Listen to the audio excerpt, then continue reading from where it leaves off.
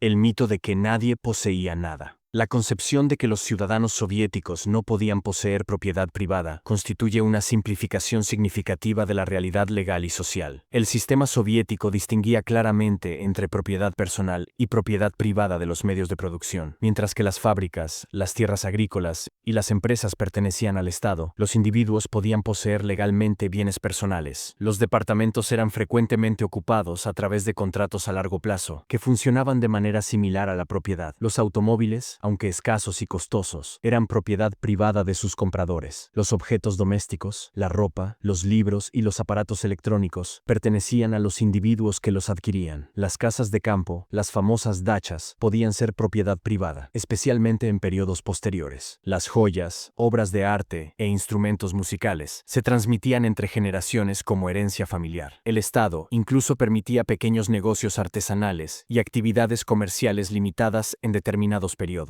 Los mercados de segunda mano florecían, donde los ciudadanos vendían pertenencias personales. La distinción fundamental estaba en los medios de producción, no en la totalidad de los bienes. Comprender esta diferencia es esencial para evaluar adecuadamente el sistema de propiedad soviético y sus implicaciones en la vida cotidiana. El mito de que todos vivían en bloques. La imagen de los bloques uniformes de concreto domina las representaciones visuales de la vida urbana soviética. Aunque esta arquitectura existía ampliamente, especialmente durante el programa de construcción masiva de Khrushchev, la realidad habitacional presentaba mayor diversidad. Los centros urbanos históricos mantuvieron edificios prerevolucionarios con arquitectura tradicional rusa y europea. Moscú y Leningrado preservaron palacios, mansiones y construcciones ornamentadas convertidas en departamentos comunales.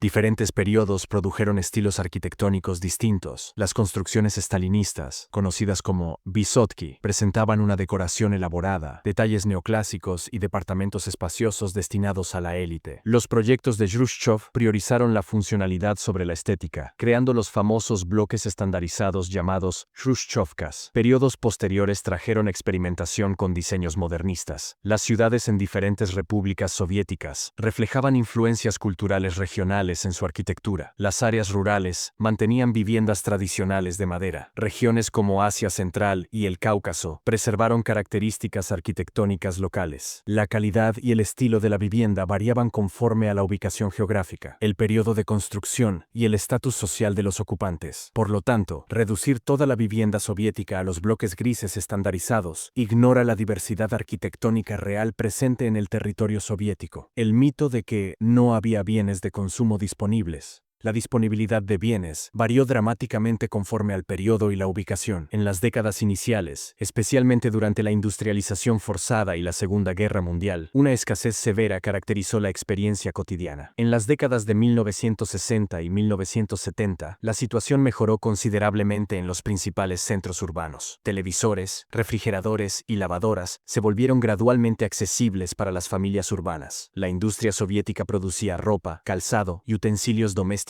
básicos. Las editoriales publicaban millones de libros anualmente a precios subsidiados. Productos culturales como instrumentos musicales y equipos deportivos estaban disponibles. La calidad frecuentemente era inferior a los equivalentes occidentales y la variedad limitada representaba una frustración constante. Largas filas caracterizaban la adquisición de artículos deseables. Los mercados alternativos florecían, ofreciendo productos no disponibles a través de los canales oficiales. Los bienes importados eran extremadamente valorados y difíciles de obtener. Las regiones remotas experimentaban una escasez más severa que las capitales. La situación se deterioró en la década de 1980, cuando los problemas sistémicos se intensificaron. Por lo tanto, aunque existían desafíos reales, afirmar la ausencia total de bienes de consumo constituye una exageración histórica. El mito de que todos eran igualmente pobres. Otro mito persistente sugiere que la sociedad soviética alcanzó la igualdad absoluta a través de la pobreza universal. La estructura social soviética era, en realidad, marcadamente jerárquica. Miembros prominentes del Partido Comunista disfrutaban de privilegios sustanciales, incluyendo el acceso a tiendas especiales llamadas Berioska, donde había disponibles productos importados y de calidad superior. Estos establecimientos eran inaccesibles para el ciudadano común. La nomenclatura, término usado para describir a la élite administrativa y política, política, tenía acceso a mejores residencias, vehículos oficiales, casas de campo conocidas como dachas y atención médica superior. Los trabajadores en sectores prioritarios, como la industria pesada y la investigación científica, recibían salarios más elevados y beneficios adicionales. Artistas, escritores y académicos reconocidos por el Estado también gozaban de un estatus privilegiado. El sistema creó diferenciaciones claras de nivel de vida, contradiciendo el ideal igualitario teóricamente enseñado. Estudios sociológicos realizados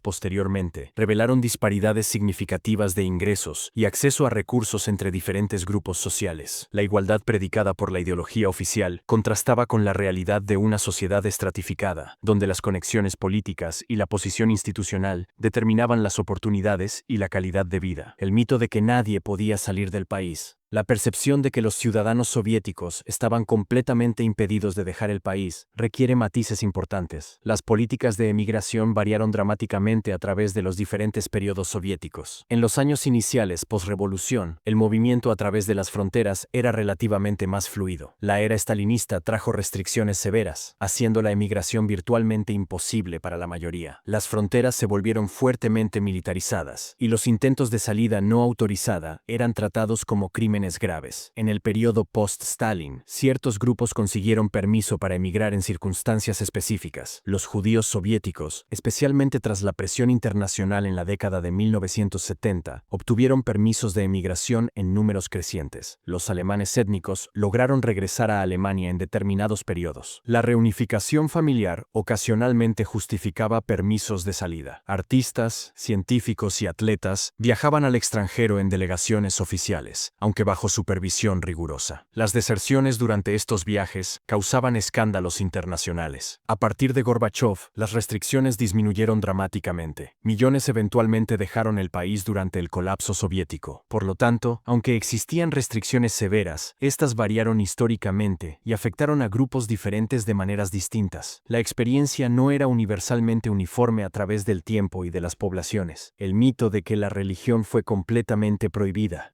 La relación entre el Estado soviético y la religión era más compleja que una prohibición absoluta. La ideología oficial promovía el ateísmo y caracterizaba la religión como una superstición perjudicial. Las campañas antirreligiosas incluyeron el cierre de iglesias, monasterios y mezquitas, especialmente durante periodos de radicalismo intenso. Los líderes religiosos enfrentaron una persecución severa, particularmente en las décadas de 1920 y 1930. Miles de miembros del clero fueron arrestados o ejecutados. La educación religiosa formal fue prohibida. La propaganda ateísta permeaba las escuelas y los medios oficiales. Sin embargo, la práctica religiosa nunca fue completamente erradicada. Millones continuaron practicando sus religiones en privado o a través de redes clandestinas. La Iglesia Ortodoxa rusa sobrevivió como institución, aunque bajo un riguroso control estatal. Durante la Segunda Guerra Mundial, Stalin relajó las políticas antirreligiosas para movilizar el apoyo patriótico. Las iglesias fueron reabiertas y el patriarca fue reconocido oficialmente. Regiones como el Cáucaso y Asia Central mantuvieron tradiciones islámicas a pesar de las restricciones oficiales. Las comunidades judías preservaron sus prácticas, aunque enfrentando una discriminación significativa. Bautismos, matrimonios religiosos y funerales continuaron ocurriendo discretamente. Por lo tanto, mientras la religión organizada enfrentó una supresión sistemática, la fe personal persistió a través de la adaptación y la resistencia. El mito de que las mujeres tenían completa igualdad.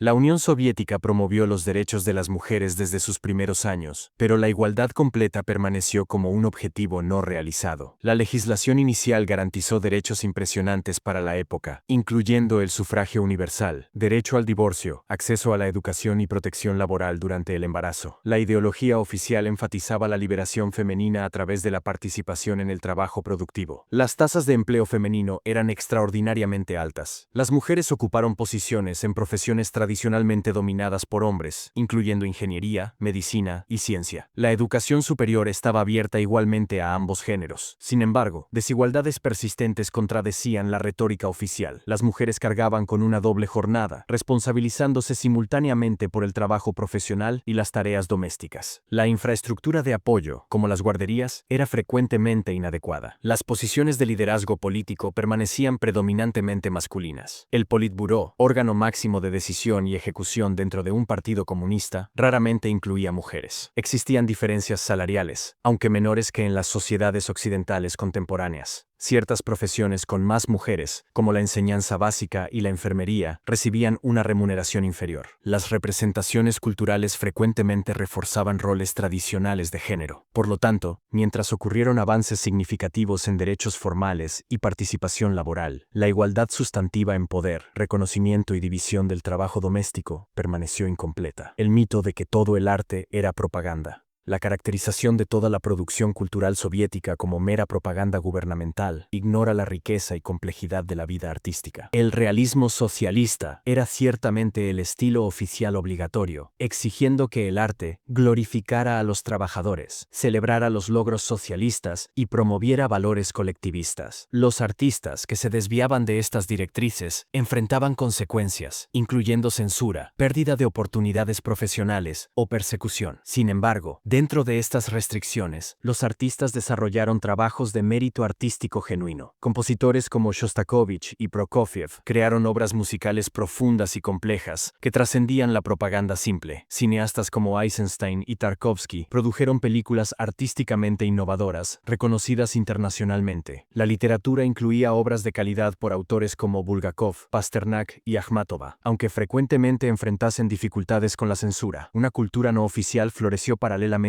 a las instituciones estatales. El movimiento Samizdat circulaba literatura prohibida a través de copias manuscritas o mecanografiadas. Artistas underground creaban obras experimentales en departamentos privados. Comunidades intelectuales mantenían discusiones filosóficas y literarias alejadas de la supervisión oficial. La música rock y el jazz desarrollaron audiencias dedicadas a pesar de la desaprobación oficial. Por lo tanto, reducir toda expresión cultural soviética a propaganda simplifica groseramente un paisaje artístico multifacético. El mito de que nadie se divertía. La imagen de la sociedad soviética como uniformemente sombría y desprovista de alegría contradice abundantes evidencias históricas. Los ciudadanos soviéticos participaban en numerosas actividades recreativas y culturales. Los clubes deportivos eran extremadamente populares, con una inversión estatal masiva en atletismo y competencias. El fútbol, el hockey y la gimnasia atraían multitudes entusiastas. Los programas de recreación organizados ofrecían campamentos de verano, excursiones y actividades al aire libre. Sanatorios subsidiados proporcionaban vacaciones en regiones costeras y montañosas. Teatros, óperas y salas de concierto presentaban funciones regulares a precios accesibles. El cine era un entretenimiento masivo, con salas de proyección ampliamente distribuidas. Festivales culturales celebraban tradiciones regionales y logros artísticos. Los parques públicos ofrecían espacios para el esparcimiento familiar. Clubes sociales organizaban bailes, presentaciones amateur y eventos comunitarios. Los jóvenes socializaban en cafés, participaban en grupos de interés y asistían a eventos musicales. La vida nocturna existía en las grandes ciudades, aunque regulada. Cumpleaños, bodas y días festivos eran celebrados con reuniones familiares y fiestas. Por lo tanto, a pesar de las limitaciones políticas y las dificultades económicas, los ciudadanos soviéticos encontraban maneras de disfrutar la vida social, cultural y recreativa. La experiencia humana de alegría y comunidad persistía incluso dentro de las restricciones sistémicas. El mito de que la economía soviética fue un fracaso.